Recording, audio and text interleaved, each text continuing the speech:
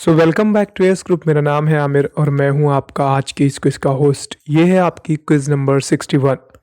जैसा कि मैंने आपसे प्रॉमिस किया था, ठीक रात 8 बजे मैं हाजिर हो जाऊंगा नए 15 क्वेश्चन शेयर करने के लिए। तो लीजिए हाजिर हूँ। आज की इस वीडियो में, आज की इस क्लास में फिर से मैं आपके साथ शेयर करूंगा नए 15 क्वेश्चंस। तो चलिए स्टार्ट करते हैं अपनी आज की ये क्विज और देखते हैं आज का सबसे पहला क्वेश्चन क्या है। तो पहला क्वेश्चन आपकी कंप्यूटर स्क्रीन पे ये रहा। Which one is the secondary memory? दिए हुए ऑप्शंस में से सेकेंडरी मेमोरी कौन सी है? HDD, SRAM, EPROM या इनमें से कोई नहीं? आपका टाइम स्टार्ट होता है अब। आपका सवाल यह था, दिए हुए ऑप्शंस में से जो भी आपको मेमोरीज दिख रही हैं, इनमें से सेकेंडरी मेमोरी कौन सी है? आपका टाइम समाप्त हो गया है। अगर हम इस क्वेश्चन के सही जवाब की बात करें तो सही जवाब होगा हार्ड डिस्क ड्राइव। जी हाँ, SRAM, EPROM दोनों ही प्राइमरी मेमोरी के एग्जाम्पल है। चलिए बढ़ते हैं आज की क्विज के अगले क्वेश्चन की ओर। अगला क्वेश्चन आपकी कंप्यूटर स्क्रीन पे ये रहा। Which type of fonts are the best suit to display large amount of the? यानी अगर आपने कोई एक मैटर क्रिएट किया है, उसमें कौन सा फॉन्ट स्टाइल है जो सबसे बेस्ट दिखेगा? Text font, sans serif fonts, serif font या पिक्चर फॉन्ट?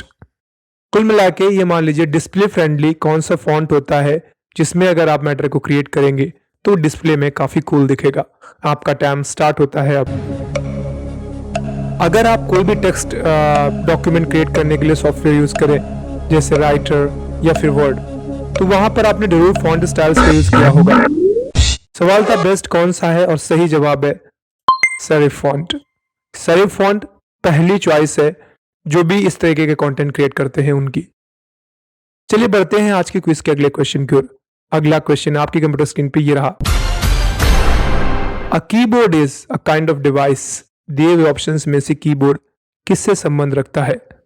इनपुट से, आउटपुट से, ब्लैक से या वर्ड प्रोसेसिंग से? आपका टाइम स्टार्ट होता है अब। अगर आपने लैपटॉप का यूज किया है या फिर आपने कंप्यूटर सिस्टम का यूज किया है तो कीबोर्ड का यूज जरूर किया होगा। अब सवाल यह है, कीबोर्ड दिए हुए में किससे संबंध रखता है? सही जवाब है इनपुट से। जी हाँ, इनपुट देने के लिए सबसे ज्यादा इस्तेमाल होने वाली डिवाइस कीबोर्ड ही है। चलिए बढ़ते हैं आज की क्विज के अगले क्वेश्चन की ओर। अगला क्वेश्चन आपकी कंप्यूटर स्क्रीन पे ये रहा। How much is the MMID mobile money identifier में कितने अंक होते हैं? 8, 7, 6 या 4? ये क्वेश्चन रिपीटेड है, मैं आपको ऑलरेडी इसका आंसर बता चुका हूं। टाइम स्टार्ट होता है। सवाल ये है, अगर आप MMID यानी मोबाइल मनी आइडेंटिफायर का यूज करते हैं तो उसमें कितने अंकों का, कितने डिजिट्स का इस्तेमाल होता है? अगर हम सही जवाब की बात करें तो इसका सही जवाब है 7। चलिए बढ़ते हैं आज की क्विज के अगले क्वेश्चन की ओर। अगला क्वेश्चन आपकी कंप्यूटर स्क्रीन पे ये रहा। Numbers in the base 2 are called as. ऐसे कौन से नंबर्स होते हैं जिनका बेस 2 होता है? ऑक्टल का, हेक्साडेसिमल का, डेसिमल का या बाइनरी का? आपका टाइम स्टार्ट होता है अब। अगर हम कंप्यूटर नंबर सिस्टम की बात करते हैं तो कंप्यूटर नंबर सिस्टम 4 होते हैं बेसिकली, जिसमें हम कहते हैं ऑक्टल या डेसिमल या हेक्साडेसिमल या बाइनरी। सवाल था किसका बेस 2 होता है? इसके अगर हम सही जवाब की बात करें तो सही जवाब है बाइनरी का। बाइनरी का बेस 2 होता है, 0 और 1। डेसिमल का बेस 10 होता है, 0, 1, 2, 3, 4, 5, 6, 7, 8, 9। अगर हम ऑक्टल की बात करें तो बेस 8 होता है और हेक्साडेसिमल का होता है 16।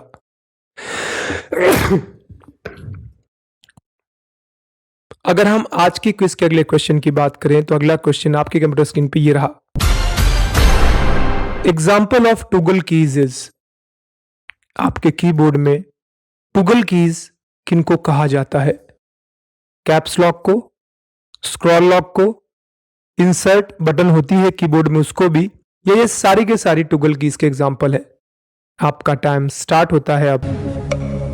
अगर आपने कीबोर्ड को यूज किया है तो कीबोर्ड में हमने अलग अलग कीज को भी देखा होगा, जैसे कि फंक्शन कीज, कुछ स्पेशल कैरेक्टर्स भी होते हैं, इसके बाद अल्फाबेटिकल कीज होती हैं, न्यूमेरिक कीज होती हैं। सवाल ये था टुगल कीज इनमें से कौन सी है, और सही जवाब है सारी। ये सारी के सारी टुगल कीज कहलाती हैं। चलिए बढ़ते हैं आज की क्विज के अगले क्वेश्चन की ओर। अगला क्वेश्चन आपकी कंप्यूटर स्क्रीन पे ये रहा। The main goal of a secure computer is, एक सिक्योर कंप्यूटर, सेफ कंप्यूटर का मेन गोल क्या होता है? इंटरप्शन, कॉन्फिडेंशियलिटी, मॉडिफिकेशन, या ये सारे? आपका टाइम स्टार्ट होता है अब। जब हम बात सिक्योरिटी करते हैं, सेफ की करते हैं, सवाल ये है ऐसे कौन से कंप्यूटर्स होते हैं जिनको हम बहुत सेफ मानते हैं, या उनको हम उसमें क्या होना चाहिए ताकि वो कंप्यूटर सेफ माने जाएंगे? सही जवाब होगा कॉन्फिडेंशियलिटी। जितना कॉन्फिडेंशियल डेटा रख पाएंगे उतना ज्यादा सेफ आपका कंप्यूटर माना जाएगा। चलिए बढ़ते हैं आज की क्विज के अगले क्वेश्चन की ओर। अगला क्वेश्चन आपकी कंप्यूटर स्क्रीन पे ये रहा। Which of the following cannot be done with VoIP? Voice over internet. VoIP का हो गया आपका प्रोटोकॉल, मान लीजिए पी से।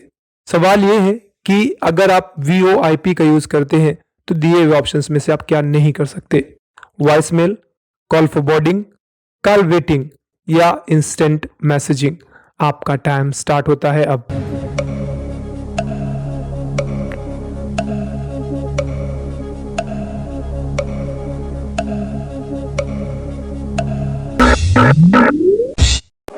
चलिए अगर हम इस क्वेश्चन के सही जवाब की बात करें तो इसका सही जवाब होगा कॉल वेटिंग। जी हाँ, अगर आप इंटरनेट का यूज करते हैं वॉइस कॉल्स करने के लिए तो आपकी कॉल्स फॉरवर्ड तो हो जाएंगी, वॉइस मेल भी आप कर पाएंगे और इंस्टेंट मैसेजिंग का भी कर पाएंगे आप यूज, लेकिन कॉल वेटिंग वाला वहां पे ऑप्शन आपको नहीं मिल पाएगा। चलिए बढ़ते हैं आज की क्विज के अगले क्वेश्चन की ओर। अगला क्वेश्चन आपकी कंप्यूटर स्क्रीन पे ये रहा। What is the security trade off occurs while using IDS? अगर आप IDS का यूज करते हैं तो कौन सा सिक्योरिटी ट्रेड ऑफ आपके साथ घटित हो सकता है? Change in permission, log in failures, performance degradation, या चेंज इन प्रिविलेजेस? ये सवाल रिपीट हुआ है इसलिए मैं बहुत ज्यादा एक्सप्लेनेशन आपको दूंगा नहीं। आपका टाइम स्टार्ट होता है अब।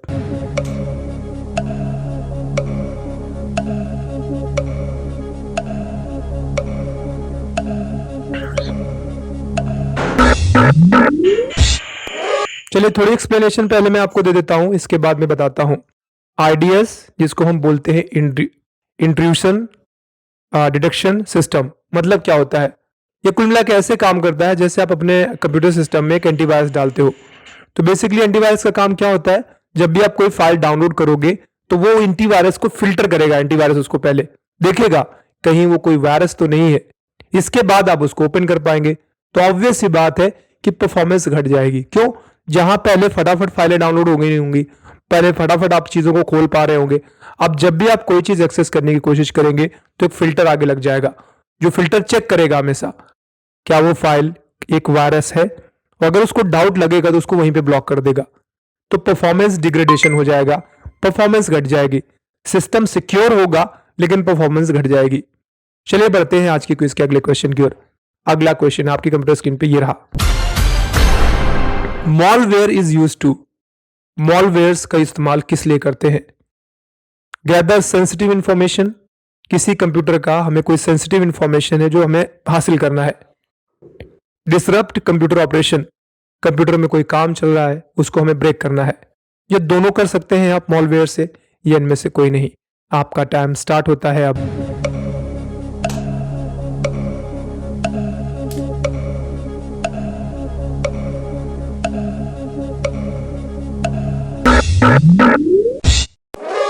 चलिए बात करते हैं इसके हम अगर सही जवाब की तो दोनों हो जाएगा आपका, both A and B। Malware की सहायता से आप किसी का डेटा कलेक्ट कर सकते हैं और उसकी प्रोसेस को भी ब्रेक कर सकते हैं। चलिए बढ़ते हैं आज की क्विज के अगले क्वेश्चन की ओर। अगला क्वेश्चन आपकी कंप्यूटर स्क्रीन पे ये रहा। Can a nominee be added to the bank account? मान लीजिए आपका बैंक अकाउंट है पहले से, तो उस ऐसे कौन से बैंक अकाउंट्स हैं जिनमें आप नॉमिनी ऐड कर सकते हैं? फिक्स डिपॉजिट अकाउंट, आपने FD कराया है तो आप उसमें नॉमिनी ऐड कर सकते हैं, या recurring deposit account, saving bank accounts, इन सभी में आप नॉमिनी ऐड कर सकते हैं। आपका टाइम स्टार्ट होता है अब।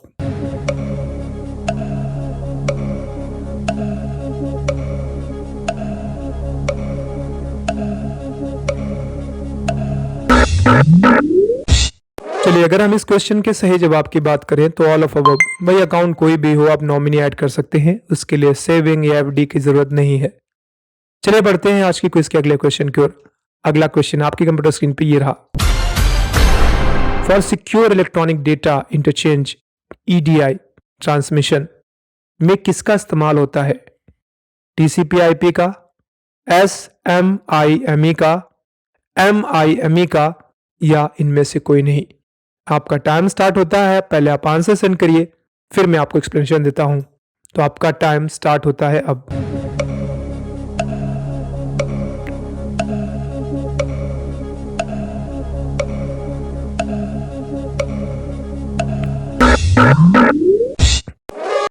अगर हम बात करेंगे सिक्योर इलेक्ट्रॉनिक डेटा की, जब हम टीसीपी आईपी की बात करते हैं, बेसिकली टीसीपी की ट्रांसमिशन कंट्रोल है, डेटा को ट्रांसफर करने का काम करता है। लेकिन यहां पे सिक्योरिटी की बात नहीं आती है। सिक्योरिटी के लिए नेटवर्क लेयर की प्रोटोकॉल चलती है। यहां पर अगर हम चारों में से हमें एक चुनना होगा तो हम चुनेंगे एसएमआईएमई। एमआईएमई की अगर हम बात करेंगे, ये बेसिकली किस काम में आता है? तो इसको आप ये कह सकते हैं, ये मल्टीपर्पज इंटरनेट मेल एक्सटेंशन है जो कि आपको सिक्योरिटी प्रोवाइड करता है। चलिए बढ़ते हैं आज की क्विज के अगले क्वेश्चन की ओर। अगला क्वेश्चन आपकी कंप्यूटर स्क्रीन पे ये रहा। Which is prohibited for writing on currency? Currency में आपने देखे होंगे रुपए आते हैं, अपने यहां पे करेंसी में क्या चीजें लिखना बिल्कुल मना है, उसे ऐड नहीं किया जा सकता। पॉलिटिकल मैसेज, किसी भी पॉलिटिकल पार्टी का कोई मैसेज हो, वो उसमें आप करेंसी में ऐड नहीं कर सकते। कोई रिलीजियस मैसेज या पर्सनल मैसेज, इन सभी को आप अपने करेंसी में यानी इंडियन करेंसी में ऐड नहीं कर सकते। आपका टाइम स्टार्ट होता है अब। आपने करेंसी यूज की होगी, आपके पास नोट्स भी होंगे, तो आपने क्या इनमें से देखा है कोई ऐसी चीज जो उसमें हो? सवाल ये था विच इज प्रोहिबिटेड, क्या पहले से ही मना है कि आप इन चीजों को ऐड नहीं कर सकते? सही था, किसी भी चीज का, ना कोई रिलीजियस मैसेज चलेगा, ना कोई पॉलिटिकल मैसेज चलेगा, और ना ही कोई पर्सनल मैसेज हो आरबीआई का जो आप तक पहुंचाना चाहे वो चलेगा। मैसेज, संदेश। चलिए बढ़ते हैं आज की क्विज के अगले क्वेश्चन की ओर। अगला क्वेश्चन आपकी कंप्यूटर स्क्रीन पे ये रहा। Value added services means, value added service का मतलब क्या होता है? Additional service, expensive service, better value on premium, या बेटर वैल्यू ऑन डिस्काउंट। आपका टाइम स्टार्ट होता है अब। वैल्यू एडेड सर्विसेज का मतलब क्या है? थोड़ा दिमाग लगाइए। अगर आपने थोड़े बहुत टैक्सेस वगैरह पढ़े होंगे तो ये वर्ड आपने सुना होगा, वैट, वैल्यू एडेड टैक्स। इसको बोलते हैं additional service. Value added service मतलब कुछ एक्स्ट्रा वैल्यूज ऐड की गई हैं तो सर्विसेज को बेटर बनाने के लिए। चलिए बढ़ते हैं आज की क्विज के अगले क्वेश्चन की ओर। अगला क्वेश्चन आपकी कंप्यूटर स्क्रीन पे ये रहा। The safest place for keeping money, अगर आप अपने पैसे को कहीं पे रखना चाहते हैं तो सबसे सुरक्षित जगह कौन सी होगी जहां पे हम पैसे को रख सकते हैं? A pig dug in the ground, कहीं पे आप खोद करके पैसे जमीन में गाड़ दें। इन आयरन बॉक्स, एक लोहे का संदूक, उसमें आप पैसे को रखेंगे तो पैसा सेफ रहेगा। या फिर आप बैंक में डालेंगे, या मनी लेंडर, किसी को आप उधार दे दें। आपका टाइम स्टार्ट होता है अब। सवाल यह है कि अगर आपको आपके पैसे को सेफ जगह पे रखना हो, सबसे सिक्योर जगह पे रखना हो, तो दिए हुए ऑप्शंस में से आपके लिए सबसे सेफ जगह कौन सी होगी? मुझे नहीं लगता है बताने की जरूरत है, आपको पहले से पता होगा, बैंक। क्योंकि इस समय 99% लोग बैंकों में ही पैसा सेव करते हैं। अभी कुछ 1% लोग हैं जो अभी भी पुराने मेथड्स का यूज करते हैं। तो इस तरीके से आज के आपके 15 क्वेश्चंस यहीं पे समाप्त होंगे। उम्मीद करता हूं आपको आज की ये क्विज पसंद आई होगी। वीडियो पसंद आई है तो वीडियो को लाइक, चैनल को सब्सक्राइब, बेल आइकन पे हिट। जल्द मिलते हैं, तब तक रखिए अपना ख्याल। Bye bye and take care.